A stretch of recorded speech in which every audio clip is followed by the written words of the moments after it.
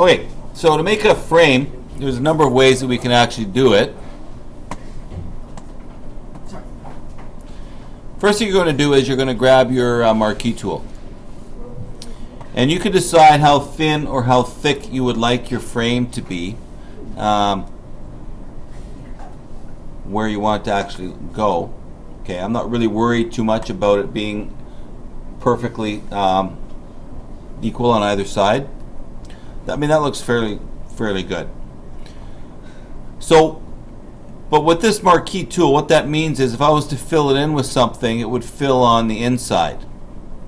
Well, I want a frame. I want the edge out here selected.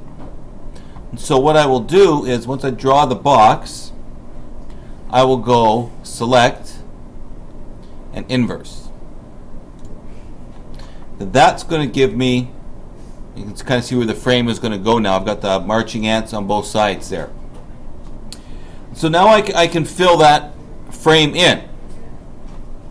And so I will come down here to the half white, half black circle, and I can fill it in with a particular color, whatever color I would like it to use. If I want to get a color from the image, okay, all I need to do is come off the color picker. Let's say I want the blue from his shirt, and then I can just click to get that particular color so it'll match up a little bit better. So that way you can have just a color in there. If I don't want a color, I can use a gradient. Now I'm not big on the gradients, but we can use gradients. And if you click on this little arrow, there are different ones that you can choose. You've got color harmonies.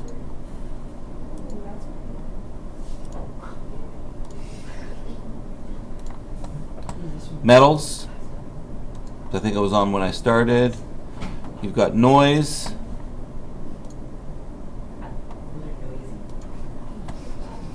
Pastels. Okay. Spectrums.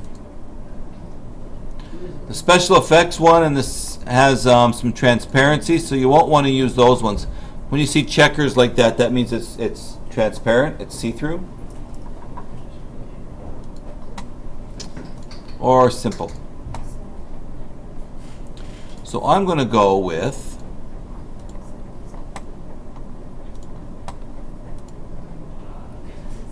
that one.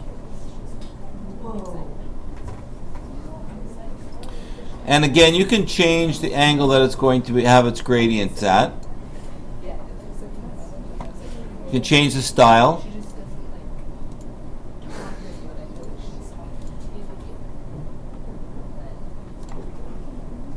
Alright, so there I've got my, so I can use a color or I can use a gradient. Or I can use what's called a pattern.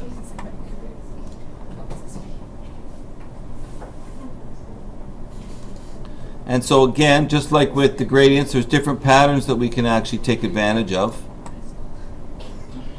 Click on this. If I want a rock.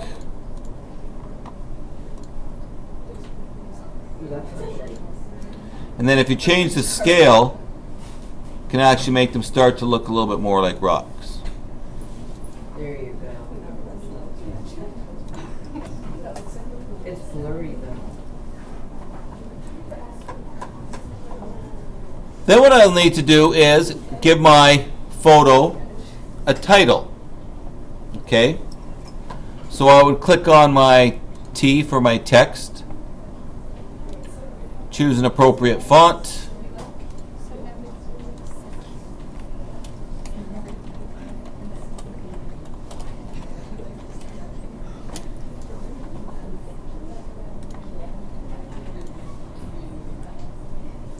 And normally we want the text to fit inside our frame.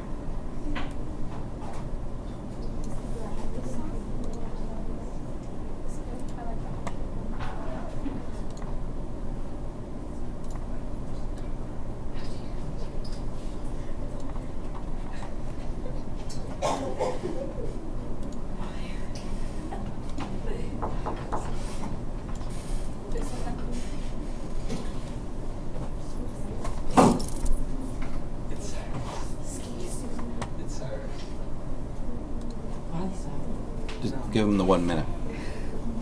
Okay?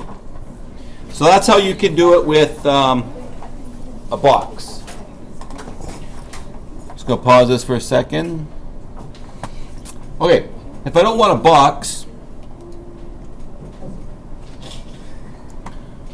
if you click and hold on the marquee, you can use an elliptical. And then you can do it the same way. So if you want kind of a roundish shape,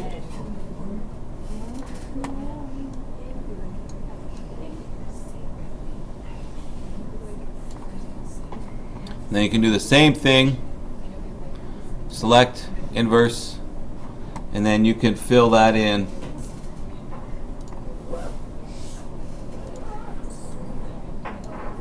If that's the kind of effect that you're looking for. Is that gold?